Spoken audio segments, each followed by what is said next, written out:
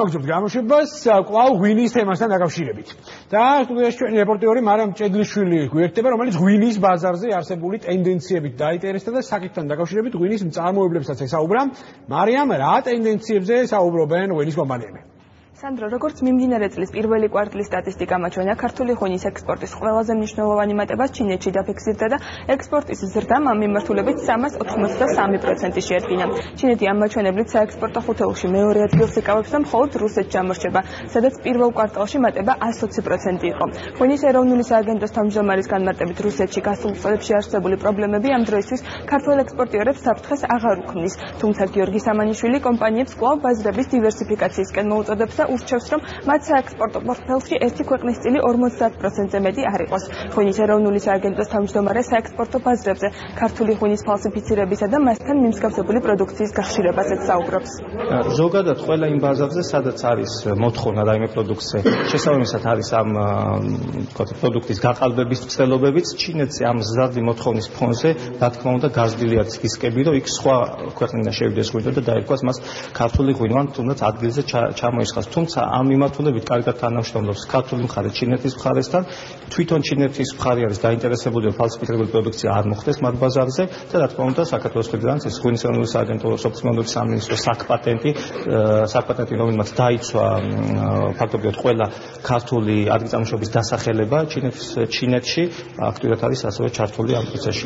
ზოგადად რისკები რა თქმა უნდა გაზრდილია, თუმცა ფალსიფიცირების მასშტაბი არ არის დიდი. ფალსიფიცირებულ ღვინოს ჯერჯერობით პრობლემები არ შეუქმნია იმ კომპანიებისთვის, რომლებსაც ჩვენ ვესაუბრეთ. თუმცა მწარმოებლები ბაზრის ზრდასთან ერთად შესაძლო საფრთხების მატებაზეც საუბრობენ. მათი განმარტებით ინტერესის ზრდის ფონზე ეს ნორმალური პროცესია და კომპანიების შესაბამისი უწყებები ამ პრობლემასთან გასამკლავებლად მზად არიან. ვინაიდან ინტერესი არის დიდი, ქვეყანა არის დიდი, იცით რომ ჩინეთი ესაზღვრება რუსეთს, ასევე ყაზახეთს. მე არ გამორიცხავ, რომ ყაზახეთის ქვეყნიდან ვთქვათ სამეზობლო ტერიტორიიდან იყოს ეს იგივე რუსეთთან, თუმცა ეს ჩვენთვის ასე ვთქვათ თანმდევი პროცესია, როდესაც არის ინტერესი, ხოლო ჩვენ შემთხვევაში ჩვენ ყავს ჩვენი იმპორტიორები, ჩვენი ბაიერები, რომლებიც კარგად იცნობენ ჩვენ ღვინოს, მათ ყავთ თავიანთი ასე ვთქვათ უკვე შემზადებული მომხმარებელი და კორპორატიულად მიმდინარეობს გაყიდვები და ამას მხოლოდ და მხოლოდ ამ შემთხვევაში შევაფასებდი ნორმალურ პროცესად, აი ესე უფრო პრაგმატულად რომ მივუდგეთ. ამისათვის ვართ ჩვენ, ამისათვის არის სახელმწიფო, ამისათვის არის ჩვენი პარტნიორები და მუდამ უნდა ვაკონტროლოთ.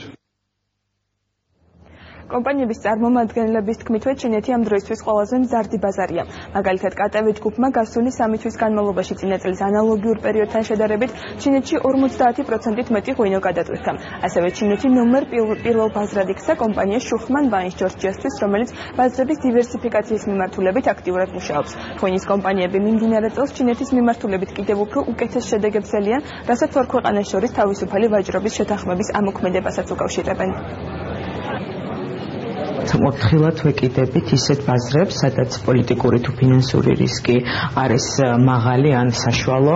ამ შემთხვევაში ჩინეთი გამომდინარე იქიდან, რომ გვინდა რომ ჩვენი ტოპ ბაზარი გახდეს და ეს ფაქტიურად უკვე 2017 წლიდან ჩინეთთან ნაკლებია რისკები გამომდინარე როგორც პოლიტიკური, ასევე ფინანსური უდიდესი ბაზარია და მნიშვნელოვანი როლი უჭირავს ზოგადად მსოფლიო ეკონომიკაში ჩინეთს და ჩინეთის წარმოებულ პროდუქციას.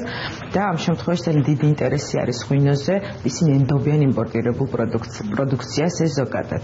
ამიტომ აქვე მინდა დავამატო, რომ მე ვფიქრობ, რომ ღვინით დაიწყება საქართველოსთან და ჩინეთთან ეს ვთქვათ ეს ეფექტური ვაჭრობა და შემდეგ დიდი იმედი მაქვს დავინახავთ სხვა სოფლის მეურნეობის პროდუქტებს, რომელიც ასევე შევა ჩინეთის ბაზარზე. მუდმივად არის მოლაპარაკება, მე მინდა გითხრათ, რომ თვეში 1-2 კომპანია მაინც უკვე კონკრეტული ასე ვთქვათ წინადადებებით მოდის. ჩვენ ჩინეთში მივახციეთ იმას ჩვენს პარტნიორთან, რომ გავხსენით უკვე ჩვენი ასე ვთქვათ სასაწყობე მეურნეობა, რომელიც მოგემსახურება კატევი ჯგუფის პროდუქციას და შევეცდებით, რომ ინტენსიურად გავზარდოთ ჩვენი პროდუქციის როგორც მიწოდება, ასევე რეგიონებში ჩაშლა და შემდგომ უკვე მომხმარებლამდე სწორად მიტანა. და ბოლოს, როგორც ღვინის ეროვნული სააგენტოს თავმჯდომარემ აღნიშნა, ჩამოსასხმელი ღვინის ექსპორტის საქართველოსთან დაკავშირებით ვაზისა და ღვინის შესახებ კანონში ცვლილებები იგეგმება. Როგორც ცნობილია, ინიციატივა კერძო სექტორს ეკუთვნის. მათი განმარტებით, ჩამოსასხმელი ღვინის ფასი იმდენად დაბალია, რომ მისი ექსპორტი ქართულ ეკონომიკაზე ვერანაირად აისახება. მწარმოებლების თქმით, ეს ცვლილება ქართული ღვინის ხარისხის დაცვას უზრუნველყოფს და ფალსიფიკაციის რისკებს შეამცირებს. ბოთლის ღვინო კი საიმიჯო პროდუქტია. დაგეგმილ ცვლილებას მხარს უჭერს ღვინის ეროვნული სააგენტოც და კანონპროექტი საკანონმდებლო ორგანოში უკვე გადაგზავნილია. კი ბატონო, ძალიან დიდი მადლობა ჩემს კოლეგას მარიამ ჭედლიშვილს, თემის ტრადიციულად საინტერესო რეზუმირებისთვის და განვაგრძობთ გამოშვებას.